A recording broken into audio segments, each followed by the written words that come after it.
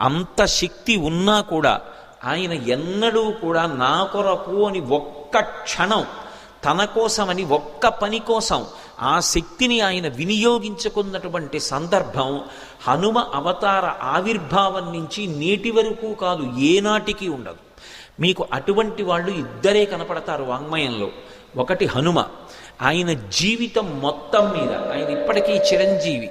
ఎప్పుడూ కూడా తన కొరకు అని చెప్పి తన బలాన్ని కానీ తన బుద్ధి బలాన్ని కానీ ఆయన వినియోగించుకున్నది ఏనాడు లేదు. ఎప్పుడు తన బలాన్ని ఉపయోగించినా లోకం కోసమే. అలాగే రెండవ వారు శంకర భగవత్పాదులు. జీవితమంతా పరుల కొరకే తప్ప తనకి ఎన్ని యోగశక్తులున్నా చిట్ట చివరికి భంగధర వ్యాధి పుట్టి కట్టుకున్న పంచ నిత్తుటితో తడిసిపోతున్న తనని తాను రక్షించుకోవడానికి తనకున్న శక్తిని వినియోగించుకోనటువంటి మహాత్యాగమూర్తి శంకర భగవత్పాదులు. హనుమ ఎంత